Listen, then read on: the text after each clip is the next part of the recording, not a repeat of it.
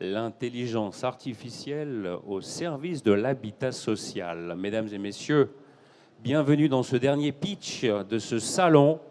Nous vous invitons à nous rejoindre car c'est un sujet qui est clé. Aujourd'hui, on ne sait pas exactement ce que c'est que l'intelligence artificielle pour les bailleurs sociaux. Nous allons vous expliquer à tel point c'est simple. Donc, je me présente, Sophia, responsable de compte au sein de Salesforce pour le secteur public. Je suis accompagnée de... Nicolas Hubert, directeur de compte en Ile-de-France, sur le secteur public également chez Salesforce. Merci de votre présence. Nous avons 20 minutes, donc on va démarrer. Un petit slide qui vous explique pas grand-chose, sauf que si vous faites le choix de la solution Salesforce, vous faites le choix au moment où la technologie est disponible, parce que nous innovons en permanence. Donc, démarrons par le début. Qui est Salesforce? Est-ce que vous nous connaissez? Oui, non, pas du tout? Non? Ok, donc on va se présenter déjà. Donc, qui sommes-nous? Nous sommes une entreprise internationale qui a été créée il y a presque 25 ans maintenant. Et à la base, on était des acteurs du CRM. Donc, du CRM, c'est de la relation usagée. Donc, au fur et à mesure des années, on a développé toute notre connaissance pour se verticaliser. Et depuis plus de 5 ans maintenant, on travaille sur le secteur public, ici en France, plus d'une vingtaine dans d'autres pays. Et on essaye de créer des plateformes qui vont vous aider à améliorer l'expérience collaborateur, donc agent, mais aussi locataire, donc sur un principe de plateforme. Donc comme vous voyez, on a essayé de retranscrire ça sur un slide. Parfois, c'est un peu compliqué. Mais l'idée, c'est d'avoir une plateforme sur laquelle on va venir agréger l'ensemble de vos données. Je sais que la plupart d'entre vous, si vous travaillez chez des bailleurs, vous avez soit des Iron, des Icos, toute la suite Sopra. C'est normal, vous en avez besoin. Nous, ce qu'on va venir, c'est rajouter une couche un peu de légèreté et de relationnel, qu'on appelle la couche plateforme Salesforce, sur laquelle ensuite on aura des applications qu'on pourra choisir. Donc on va aller du portail locataire au partenaire, à la relation du locataire dans la gestion de demandes en omnicanalité, la partie communication, donc avec des canaux qui peuvent aller des réseaux sociaux jusqu'au chatbot, jusqu'au mail, le centre d'appel. Et même ensuite, partir sur des solutions de communication. On peut partir sur de la visualisation de la donnée avec des tableaux de bord assez évolués, mais qui sont dans la même plateforme. L'idée, c'est de trouver un seul endroit où vos collaborateurs et vos locataires vont pouvoir trouver l'ensemble des informations pour améliorer l'expérience de tout le monde. C'est ça le sujet, c'est de réduire la quantité d'applications dans un système d'information et se concentrer sur les relations que vous avez avec les locataires, les partenaires, l'ensemble de l'écosystème. Donc, qui nous a fait déjà confiance? Dans le monde, on a quand même 150 000 clients. En France, un petit peu moins, mais de différents secteurs du secteur public, comme vous pouvez voir. Donc aujourd'hui, nous avons Vendée Habitat, par exemple, qui participe avec nous. Nous avons le Géocène, pas très loin d'ici, Paris Habitat, parmi d'autres. Donc il y en a qui ont fait le choix de venir avec nous sur différentes solutions parce que c'est des offres à tiroir. Donc en gros, on prend ce dont on a besoin et une fois on a mis la plateforme en place, l'ensemble des applications sont bien plus simples à mettre en place. On est sur un principe de paramétrage, low code, no code. Donc en gros, vous bénéficiez d'un abonnement qui vous est disponible à tout moment. Et là, on parle un peu d'IA. Alors voilà, le vrai cœur du sujet, on en parle tous, c'est pourquoi parler d'intelligence artificielle? Quelle est notre approche, nous, Salesforce, et qu'est-ce que cela va parler, comment on va en parler pour le quotidien des bailleurs et donc des locataires à la fin? Pourquoi parler d'intelligence artificielle? En fait, on va parler de taux d'adoption de la technologie en général. Vous avez un slide qui vous présente des vitesses de taux d'adoption. Pour votre information, vous lisez comme moi ChatGPT, en moins de 2 mois et demi, plus de 100 millions de personnes ont des comptes. 100 millions. Ça veut dire que c'est une technologie qui est disruptive et qui doit être comprise. Elle doit être comprise pour en tirer le bénéfice. Combien d'entre vous avez déjà utilisé ChatGPT? Voilà. Et combien d'entre vous vous êtes dit comment on va utiliser ça au sein de notre organisation? Ok, c'est là où on y vient. Quelle est notre approche? En fait, nous, depuis 2014, chez Salesforce, l'intelligence artificielle, et ce n'est pas à vous que je vais l'apprendre, c'est une collection d'algorithmes. Eh ben, on a déjà des laboratoires. Et depuis 2016, la technologie est déjà opérationnelle. Ça veut dire qu'on pousse déjà pour nos clients, dans leur environnement qui leur est propre, des capacités de prochaine action, Donc, apprendre du contenu pour pouvoir proposer des actions qui vont bien. Donc, ce n'est pas quelque chose de nouveau. Ce qui est nouveau, c'est ChatGPT. C'est le générative. On en a tous parlé, vous en avez tous entendu parler. Ça veut dire que cette intelligence artificielle dont on parle, elle a besoin d'avoir 3 piliers fondamentaux. La confiance, parce que vous devez comprendre ce qui va être derrière. Elle doit être accessible et elle doit être surtout éthique. Et chez Salesforce, on a pris un peu une approche différente. On doit rassurer.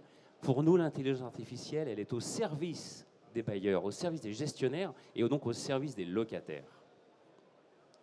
Donc, est-ce qu'on peut vraiment faire confiance à l'IA? Parce que maintenant, c'est le nouveau chouchou de tout le monde. Mais qu'est-ce qui se passe quand on l'utilise? C'est quoi les opportunités? C'est quoi les défis? Aujourd'hui, où est-ce qu'elle va aller, cette donnée? Comment on va la traiter? Comment elle va être gardée? Qui sait où? Donc, il y a des problèmes de sécurité ou des challenges, en tout cas. On a aussi des soucis de se dire comment on intègre ça dans notre quotidien, dans nos systèmes d'information, pour que ça soit contextualisé par rapport à ce dont j'ai besoin.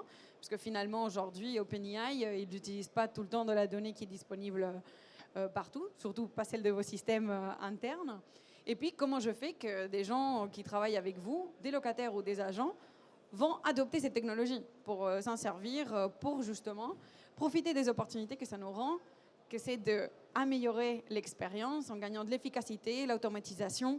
Finalement, ça nous enlève quelques tâches un peu pas très sympas qu'on pourrait faire beaucoup plus vite et passer plus de temps avec les gens, passer plus de temps à des choses qui vont nous ramener beaucoup plus de valeur. Donc l'idée, c'est vraiment, on ne va pas remplacer des personnes, c'est absolument pas notre volonté. On va essayer de les rendre plus efficaces, meilleurs et les aider un peu dans leur quotidien. Mais finalement, pour que ça marche bien, il faut que si on rajoute de l'IA dans nos systèmes, il faut que ça suive quelques principes parce que sinon ça va mal marcher et ça va nous poser des problèmes à tous. Donc notre approche sur l'IA générative notamment, c'est ces 5 principes. Donc la précision, comme j'ai dit, genre contextualiser les données qu'on va vous présenter, que vous allez utiliser pour répondre par exemple à vos locataires. Nous avons besoin de garder toujours l'humain dans la boucle qui va avoir le dernier check sur l'information qui va être envoyée et renforcer toute cette intelligence par des feedbacks sur chaque création, génération de réponses qu'on va avoir. Donc on va pouvoir continuer à nourrir la machine ou le robot, on peut l'appeler comme on veut. Deuxième pilier important et fondamental, la sécurité. Le respect de cette sécurité, parce que nous sommes une société qui fournissons des services dans le cloud. Et donc derrière, on a à cœur de pouvoir fournir des services qui respectent les contraintes, la réglementation, le RGPD en particulier, mais pas que. Et derrière, sachez qu'on a même des contrats passés avec OpenAI, pour ceux qui connaissent, où en fait, on a une garantie de 0 rétention. Ça veut dire que l'information qu'on va leur communiquer dans un sens comme dans un autre, elle ne sera pas conservée par OpenAI. Et nous sommes les seuls aujourd'hui à avoir ce type de contrat. C'est-à-dire qu'on garantit que l'information ne sort pas de votre environnement. Et ça, c'est important. Et le pendant, c'est comment, effectivement, vous avez tous entendu parler de l'intelligence artificielle qui peut avoir des dérives dans le temps. Et bien nous, notre objectif, c'est de travailler avec d'autres algorithmes pour compenser, réapprendre en permanence et s'assurer que l'information qui va être produite, elle est pertinente et elle a une explicabilité suffisante pour les agents. Parce que c'est au service des agents pour le bien des locataires. Et finalement, on va le laisser apparaître. On peut être en totale transparence et on va montrer même à l'agent quelle source de données a été utilisée pour donner chaque telle ou telle réponse. Donc vraiment, tous les robots, tous les algorithmes vont être disponibles pour l'agent. L'effet, c'est qu'on est de la transparence. L'humain, c'est au cœur. Absolument. Je l'ai dit et on le répète, on est là pour fournir des outils complémentaires pour les agents. On n'est pas là pour les remplacer. On est là pour leur donner une batterie d'outils qui vont piocher sur lesquels vous allez voir juste après pour pouvoir justement mieux répondre, mieux gérer des demandes. C'est ça la technologie, elle est au service de l'autre. Et ça donne en plus aux agents le plaisir de travailler avec des outils modernes qui leur facilitent leur travail. Parce que c'est important, vous avez des locataires et des agents. Et si des agents qui sont souriants, eh ben ça se voit et ça s'entend. Et vous le savez mieux que moi. Et puis la dernière partie, je pense que ça fait écho au thème général du congrès. On parle d'écologie, de restreindre un peu l'utilisation de l'énergie partout. Et là, l'OpenAI arrive et c'est un des énormes consommateurs de serveurs, d'énergie, tout ci, tout ça. Qu'est-ce qu'on fait? Donc, on doit bénéficier de ces nouvelles technologies, on veut profiter d'eux, mais comment on le fait avec une conscience écologique, de durabilité? Donc, en fait, nous, dans nos algorithmes, de la façon dont on a mis en place nos petits robots, on a demandé de prioriser des données qui vont être traitées pour certains types de demandes. Donc, on ne va pas aller faire le total scope, on va savoir scinder et avoir des prompts qui vont chercher la donnée là où il faut, sans devoir utiliser plus d'énergie de ce qu'il faut. On adapte la puissance de calcul en fonction de la nature de la demande. Comme ça, on réduit l'empreinte. Et puis, ce qui nous intéresse tous, à quoi ça ressemble? Donc, c'est vrai que là, on parle un peu de théorie, quelle est notre approche. On tenait un peu à vous rassurer sur comment nous, on s'y prend. Mais maintenant, comment est-ce que vous allez pouvoir vous en servir et à quoi ça va ressembler dans une plateforme, on peut l'appeler CRM, de relations locataires ou autre. Donc, nous, on va vous présenter quelques cas d'usage et une petite démonstration. Donc, tout en démarrant par la classification des demandes. Donc, par exemple, notre petit robot, il va savoir lire l'humour ou le type d'écriture de votre locataire. Donc, par exemple, il va voir qu'il est extrêmement agacé ou extrêmement content. Et il va nous permettre de créer des règles, par exemple, d'attribution ou de dispatch pour le traitement. Donc, vous pouvez voir qu'en priorité, comme on a vu qu'il y avait un message assez virulent ou des choses comme ça, on peut traiter en priorité cette demande et l'agent, il va être en conscience de ce qui se passe. C'est clé, classifié. Après, derrière, c'est proposer la prochaine bonne action. Un sinistre MRH, une fuite d'eau dans un appartement, le système pourra proposer des actions comme automatiquement demander à contacter le locataire du dessous, y a-t-il eu un problème, un dégât des eaux qui s'est répandu, ou proposer un envoi automatique de constat. L'objectif, c'est de donner à l'agent les moyens d'avoir des actions qui soient contextualisées sur le sujet dont on parle. Et pour éviter d'aller chercher dans une base de connaissances gigantesque, les articles pertinents sur le sujet dont on parle. Et puis un autre, c'est la génération automatique de mails, comme de l'écriture chat, qu'on va voir tout à l'heure. En fait, aujourd'hui, l'écriture de mail, on a parfois des templates, parfois on n'en a pas, parfois il y a des gens que ça fait 20 ans qui travaillent, ça se trouve, il y a des gens qui viennent d'arriver. Donc, comment on s'assure de pouvoir aider l'ensemble des collaborateurs et des agents en proposant des écritures de mail par rapport à un contexte qu'ils ont, parce qu'ils peuvent lire toute la traçabilité, ils ont la traçabilité de la demande, peut-être même des échanges que vous avez eus dans le passé. Donc, ils vont vous proposer des mails, des écritures, déjà qui vont vous permettre de harmoniser l'ensemble de vos communications. Donc, ça nous permet que même si on est tous des humains un peu différents et chacun pourra mettre un peu sa patte, on peut quand même avoir une certaine harmonisation de typologie de réponse. On peut s'assurer de type d'écriture, aussi quelque chose de très bête, mais des fautes d'orthographe qui pourront ne plus apparaître. Et finalement, c'est une proposition, donc vous pourrez la modifier avant de l'envoyer et ça permet de gagner un temps fou parfois sur certaines actions, vu que parfois on doit envoyer des centaines de mails par jour, si on est très rapide en tapant.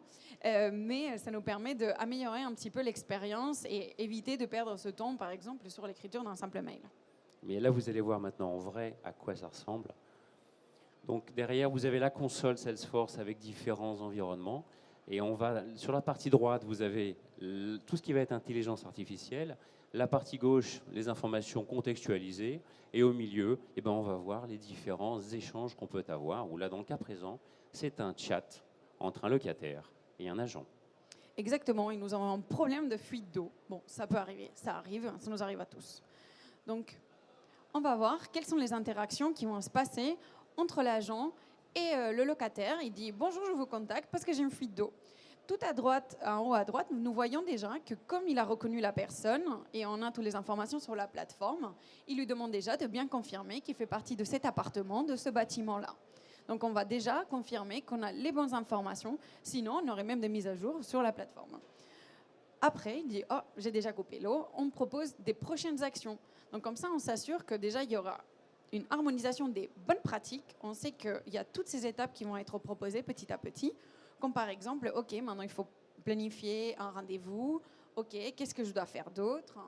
Maintenant, vous pouvez déjà créer un nouveau dossier. Donc, comme ça, on a toutes les étapes qui sont suivies et qui suivent le standard que vous avez mis en place avec vos prestataires ou même en interne pour que le locataire il ait la meilleure des expériences. Comme vous avez vu, je ne savais pas si ça va un peu vite, mais vous voyez qu'il y a des boutons de modifier, ajuster et des boutons de source.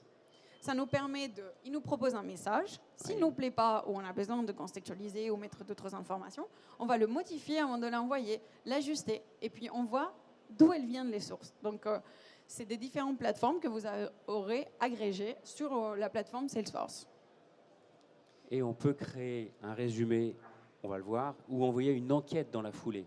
C'est quand même intéressant. Donc, on a une seule plateforme pour tout faire. Donc là, le résumé, il va être saisi dans la demande. Donc, par exemple, si d'ici un mois, un autre agent il reprend une requête du même locataire, il va avoir toute la transcription un peu en résumé de ce qui s'est passé, de qu'est-ce qui lui a été proposé. Donc, on pourra garder toute cette historisation, cette intelligence qui va nous servir dans la durée. Ou il pourrait même créer un article. On parlait de base de connaissances. Un agent a cette capacité de pouvoir créer un article pour pouvoir enrichir cette base de connaissances. Parce que l'information, elle est chez les agents.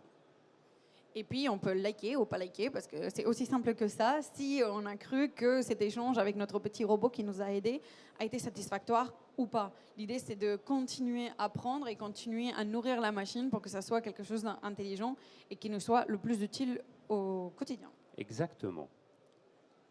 Donc, est-ce que déjà, ça vous a parlé? Vous vous êtes un peu imaginé dans le chat? Donc, on voit tout de suite la valeur, ou pour moi, en tant qu'agent, j'ai une collection d'outils. Et en fait, on va me guider, on va me donner des bonnes informations. Ça m'évite de perdre du temps dans différents systèmes. J'ai un seul endroit où j'ai l'ensemble des informations, de la création jusqu'à l'envoi même d'une enquête de qualité, ou même à la création d'articles, pour enrichir une base de connaissances. Parce qu'une base de connaissances qui ne vit pas, c'est une base de connaissances qui est morte. Donc il faut s'appuyer sur le savoir qui est chez les gens.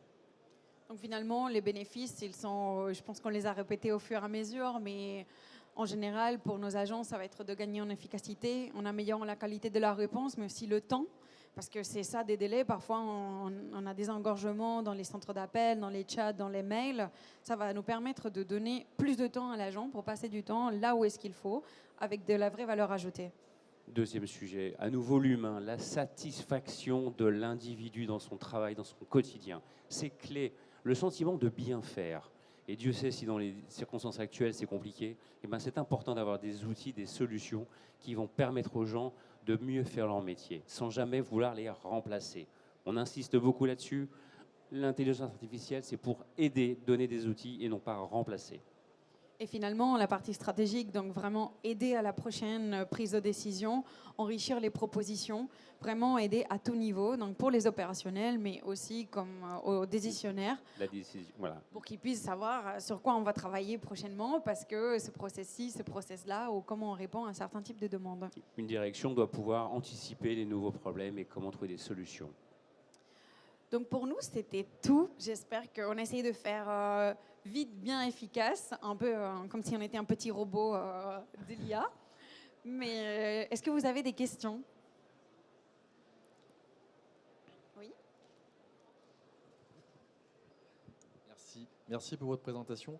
Donc dans le cas d'usage qu'on a vu, il n'est pas vraiment... Vous avez mobilisé OpenAI sur quels résultats en fait comment vous les avez utilisés ou c'est plutôt des processus en interne que vous avez modélisés en vue de les mettre à disposition de l'agent? Très bonne question. Alors premièrement, il y a OpenAI, j'en ai parlé, mais en fait on a plusieurs sources de technologies qui sont derrière et on va les travailler en fonction des sujets. Et bien évidemment, en fait, alors, on n'en a pas parlé là, mais on a tout un moteur qui va analyser, qui va préparer, qui va aller envoyer, qui va détecter la toxicité, l'explicabilité. Donc il y a tout un schéma technologique en dessous qui va garantir qu'à la fin, pour l'utilisateur final, ça soit simple, intelligible et utilisable. D'accord ? La partie OpenAI nous a aidé à retranscrire des informations facilement. Là, aujourd'hui, on a choisi des cas d'usage qui prenaient l'information de nos systèmes plateformes qui pourraient être connectés avec vos ERP que vous utilisez tous les jours. Absolument. Mais ça pourrait venir aussi, par exemple, c'est une question qui a besoin de savoir un article sur la ville à ce moment-là. bah, ça pourrait prendre l'information de l'externe, d'OpenAI. Absolument. Une autre question? Oui. Merci pour la présentation, c'était très intéressant. J'ai une question très basique. Le coût, du coup, combien ça coûte? Très bonne question. Merci pour cette question. Alors, le coût, pour l'instant, on est en train de le travailler parce qu'on va ajuster. Attends. L'objectif, c'est effectivement que ce soit un bénéfice pour tout le monde. Donc là, le coût, on pourra se voir peut-être après pour en parler, parce que ça fait partie d'un certain nombre de critères qu'il faut envisager, parce qu'en fait, on va chercher des informations ailleurs, donc on va en parler. Un projet, c'est un ensemble de choses, c'est un sous-ensemble d'un projet peut-être plus grand. Et D'accord. peut-être, oui, pour répondre à une question même qu'on a eue hier avec des collègues, ça fait partie d'une console, ça fait partie du CRM Salesforce. Donc aujourd'hui, on ne peut pas vous vendre la technologie IA pour la mettre en place dans d'autres systèmes. Peut-être demain on le fera, mais pour l'instant, ce n'est absolument pas du tout le cas. Ça va avec le Donc reste, ça va avec la couche de relations locataires qu'on vous propose. Ah mais sinon, ça serait trop beau. On ne fait pas que ça, c'est pour ça. Voilà, Mais, c'est une option complémentaire par exactement. rapport à un cycle de vie sur des gestions de processus et de demandes. Autre question? Sinon, ce qu'on vous propose, c'est qu'on sera toujours au stand K38. En gros, nous sommes au fond à gauche, à côté du bar. Vous verrez le petit nuage bleu. Donc, Nico, Sophia, on est là pour vous. Donc, merci beaucoup de nous avoir écoutés aujourd'hui. Et j'espère qu'on se verra bientôt. Merci encore.